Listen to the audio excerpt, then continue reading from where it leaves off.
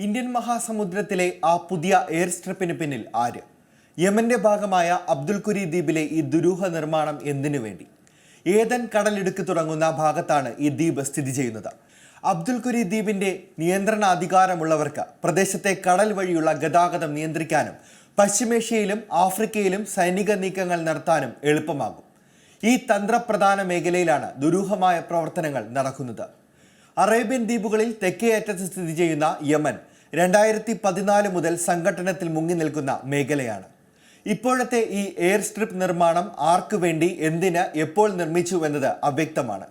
ഇത്തരമൊരു എയർ സ്ട്രിപ്പിനെ കുറിച്ച് യാതൊരു വിവരവുമില്ല എന്നാണ് ഐക്യരാഷ്ട്രസഭയുടെ ഇന്റർനാഷണൽ സിവിൽ ഏവിയേഷൻ ഓർഗനൈസേഷൻ അറിയിക്കുന്നത്. യമൻ ഒരു ICAO അംഗമായ രാജ്യമാണ്. അതിനാൽ തന്നെ ഇത്തരമൊരു എയർ സ്ട്രിപ്പ് നിർമ്മാണത്തെക്കുറിച്ച് അറിയിക്കേണ്ടത് യമന്റെ ഉത്തരവാദിത്വവുമാണ്. എന്നാൽ അത് ചെയ്തിട്ടില്ല. പക്ഷേ ഈ പ്രദേശത്തെ മറ്റൊരു ദ്വീപിലെ വിമാനത്താവളത്തെക്കുറിച്ച് യമൻ ICAO അറിയിച്ചിട്ടുണ്ട്. വലിയ തന്ത്രപ്രധാനവും അതിലുപരി സൈനിക പ്രാധാന്യമുള്ളതുമായ ദ്വീപാണ് അബ്ദുൽ കുരി. ആഫ്രിക്കയിൽ നിന്നും 95 കിലോമീറ്ററും യമനിൽ നിന്ന് 400 കിലോമീറ്ററുമാണ് ഈ ദ്വീപിലേക്കുള്ള ദൂരം. ശീതയുദ്ധത്തിന്റെ അവസാന കാലത്ത് സോവിയറ്റ് യൂണിയന്റെ പടക്കപ്പലുകൾ ഈ പ്രദേശത്തെ സൈനിക ആവശ്യങ്ങൾക്ക് ഉപയോഗിച്ചിരുന്നു എന്നതുൾപ്പെടെ ചരിത്ര പ്രാധാന്യമുള്ള സ്ഥലം കൂടിയാണ് ഈ മേഖല. ഈ ദ്വീപ് ഏതാനും വർഷങ്ങളായി UAEയുടെയും സൗദിയുടെയും പിന്തുണയുള്ള യമനിലെ സദേൺ ട്രാൻസിഷണൽ കൗൺസിലിന്റെ നിയന്ത്രണത്തിലാണ് ഉള്ളത്.